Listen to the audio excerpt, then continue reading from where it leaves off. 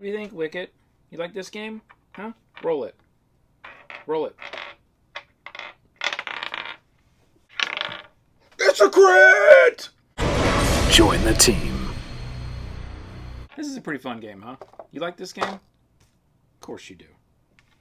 Hey team, it's theMCGuiREView, and we got a brand new one here from Wizkids. It's called Dice Conquest.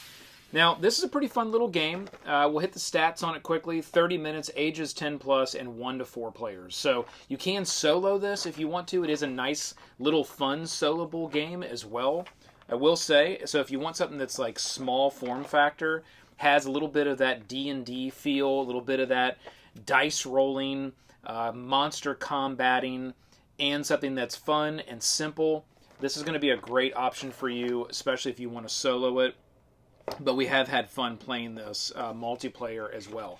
So I'll just start with the actual game box. Love the marketing and the packaging here. Really, really well done with the small footprint, the little window box showing the dice. You do get a full set of RPG dice in there, including the percentage die.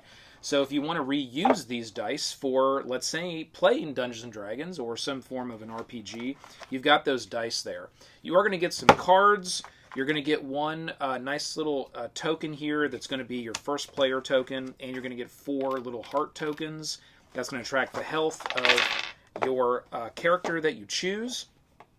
And then on the very bottom, and they actually put a little note here so you don't forget that, is the instructions set you're going to find right here, okay? Very, very straightforward, quick little instructions. There are some clarifications on the back, and there's also an advanced play where they include traps. I wouldn't suggest using that on your first play, but they do have the traps for that advanced play, which is pretty cool. I mean, you're going to fight monsters, you're going to get magic items. I mean, it's everything that you would want out of a little, you could say, it's almost like a little monster dungeon crawl, where you're just fighting monster after monster and trying to win. What makes it fun is having to optimize the use of this dice over play. Because again, what are we making these videos for? We're making these videos to help you decide, is this a game that you actually want to buy, all right? So you got your heroes, and you've got a number of different kinds of heroes. You've got the wizard, the rogue, the sorceress, the ranger, the thief, the cleric, the knight, and the warrior. You have all of them. Every one of them are unique. They have a special crit ability as well as a special actual class ability as well, okay? So you've got all those. And I will tell you that you can build a pretty OP 4-player game by using, literally, the ranger, the sorcerer, the rogue, and the wizard. Maybe pulling in the knight as well, but those 4 right there are pretty OP if that's your 4-player team in playing the game. They provide an ability combo that I think is far superior to some of these others. That's just my opinion. I wouldn't call that broke and say, okay, well then I'm only going to play with those characters, but I definitely have found that in the combination of those particular characters, okay? Awesome artwork on those. Every player is going to get a health board. Again, this is just a board to track your health. You got your little health token. You put it on wherever you should start. You put it based on how many people are playing. That's the health that you start with. Everybody will get a little reference card as well. Love those reference cards. You shouldn't make a board game without them today. It's just too easy to make it. All right, you do get one major dragon enemy that you will fight that goes at the bottom of your deck, and then you will get a number of other different types of enemies. The artwork is awesome. It's all your classic stuff, your dragons, your goblins, your bugbears, your hags. I mean, there's just so many cool they've even got the rat swarm in there, the giant spider. It's all your classic stuff, so that's really cool. And then you get the advanced play, which includes all these different types of traps. Now, depending on how hard you want the game, you'll put a number of these traps in. I like putting at least 1 or 2. I think the minimum they call for in the advanced play is 2. But if you just want to spice it up a little bit, just throw 1 trap in there. It basically just makes the game much harder. It adds more cards. It's kind of a... What's wrong, little dude? Okay, so that's how the traps work. When you play the game, you are essentially going to build a deck with these cards here. You're going to put traps if you want. You're going to shuffle them all up. You're going to put the big bad dragon at the very bottom of the deck. And then essentially all you're going to do is you're going to flip over 3 of these cards, and that is who you're fighting for this round. As you flip them over, there will be things on these cards that could happen. Some of them have reveal things, so you flip one over, reveal another card. Well, maybe now you have 4. Okay? There might be things where it's like, hey, only even dice can go here. Only odd dice can go here. It has to be exactly a number of dice that are on the card that add up to actually take out the monster. And that's where the fun of this game is going to come into, is strategically figuring out how to utilize these dice. Every round, you're essentially just going to roll all these dice. Then you're going to go around the table and you're going to pick one of them and you're going to put it on the card. And you're going to try to get these numbers to add up to actually take out the enemy.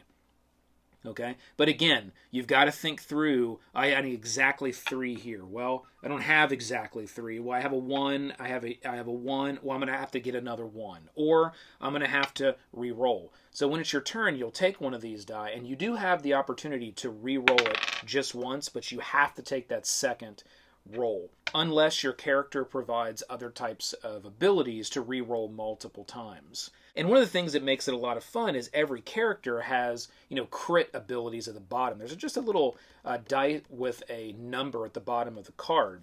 And if any of these dice you choose matches that number, then you can do what this special ability is here. So for instance, for the thief, if one of these dice was a 2, like if this d4 would have rolled as a 2, I, on my turn, could select the 2, and by doing that, 2 is my crit. It says change this die to any number and take the last discarded magic item. So, let's say it was a 2 on a d20, I could change it to a 20, probably take something out, and in the discard pile, if any magic items had been used over the course of rounds and discarded, I could just get that magic item right back. Now, how do magic items come in? That's the only really other thing here in the game. At the bottom of some of these enemy cards, it will have different magic items. This one here says Ring of the Mage. Discard to reroll any available dice. So it's going to be various different magic items that allow you to primarily reroll dice, take things from the discard pile.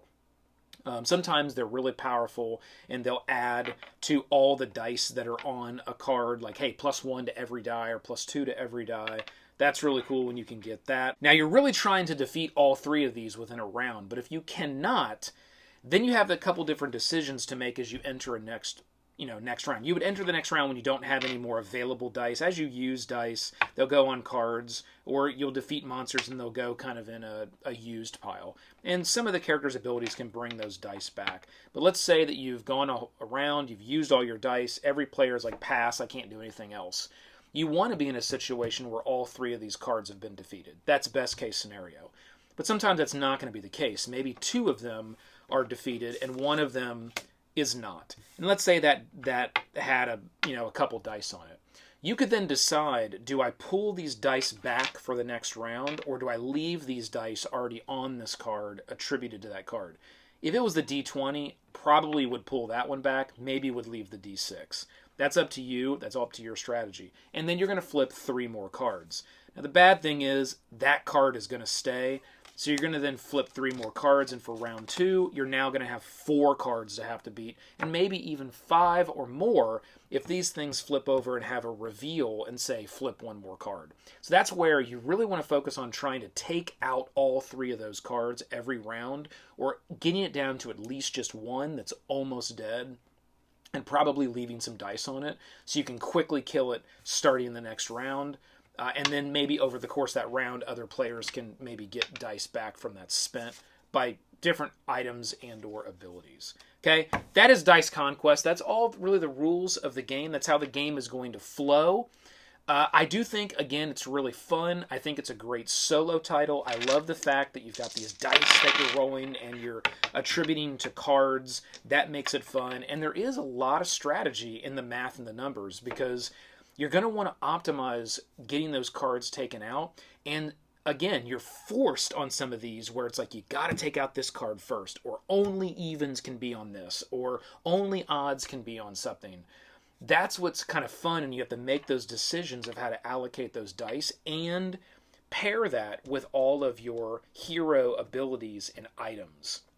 We've had a great time with the game. It is a very strategic dice place numbers game. So if you like the strategy, if you like the numbers, if that appeals to you, if the theme appeals to you, the rolling of the dice, the kind of the D&D RPG theme appeals to you, you're going to like this game. If that kind of stuff doesn't appeal to you, you're probably going to play this game once and then you are not going to want to play it again, because you're going to the math crunching is going to get overwhelming to you. You're going to get discouraged when you get too many cards and you haven't allocated your dice properly, and you're probably going to lose over and over again, because it really is a game that you have to stay on top of, like thinking about how to utilize these dice and the numbers to be able to beat all the cards. Okay?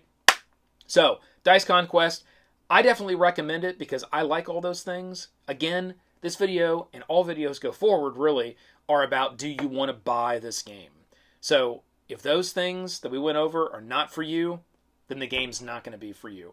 If you like this video and you want more like it, hit that like below and subscribe to follow the channel. We're going to have, we do lots of stuff, right? We do board games, we do RPGs.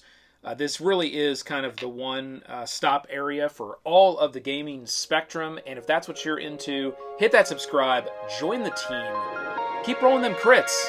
We'll see you next time.